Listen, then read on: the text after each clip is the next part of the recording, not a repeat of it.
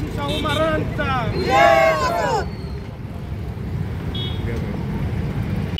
मुख्यमंत्री युवा कार्य प्रशिक्षण योजना ही योजना पूर्वीच्या सरकारने व आताच्या सरकारने ही योजना अस्तित्वात आणली होती।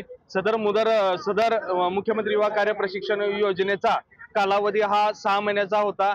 त्या 6 महिन्याचा कालावधी संपुष्टात आलेला आहे। जानेवारी फेब्रुवारी मध्ये महाराष्ट्र राज्यातील असंख्य विद्यार्थी मुख्यमंत्री युवा कार्य प्रशिक्षणातून कार्यमुक्त झालेले आहे। सोलापूर शहर जिल्हा युवा कार्य प्रशिक्षणच्या वतीने राज्य सरकारचं लक्ष वेधण्यासाठी सोलापूर शहर जिल्ह्यात विविध आंदोलने करण्यात आलेली आहे।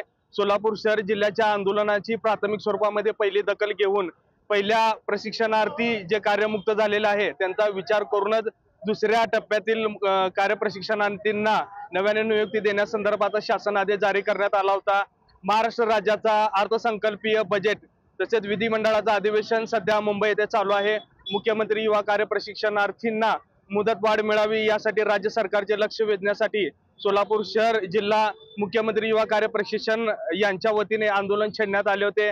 या आंदोलनाची दखल महाराष्ट्र राज्यातील विविध जिल्ह्यामध्ये मुख्यमंत्री प्रशिक्षणार्थी दखल घेतलेली आहे। तसेच महाराष्ट्र राज्याचे मुख्यमंत्री देवेंद्र फडणवीस, महाराष्ट्र राज्याचे उपमुख्यमंत्री अजितदादा पवार, महाराष्ट्र राज्याचे दुसरे उपमुख्यमंत्री एकनाथभाई शिंदे यांच्या सर्वांचे आभार मानतो की त्यांनी विद्यार्थ्यांच्या या प्रश्नासंदर्भात आवाज उठवून त्यांच्या प्रश्नाच्या मागणीची दखल घेऊन आज विधिमंडळामध्ये आज सकाळी महाराष्ट्र राज्याचे मुख्यमंत्री माननीय देवेंद्र फडणवीस यांनी 5 महिन्याची मुदतवाढ दिलेली आहे व तसे सांगितलेले आहे की शासकीय कार्यालयामध्ये या 11 महिन्याच्या प्रशिक्षणार्थीचा अनुभव हा नक्कीच येणार आहे व ते प्रमाणपत्र ग्राह्य धरण्यात येत आहे।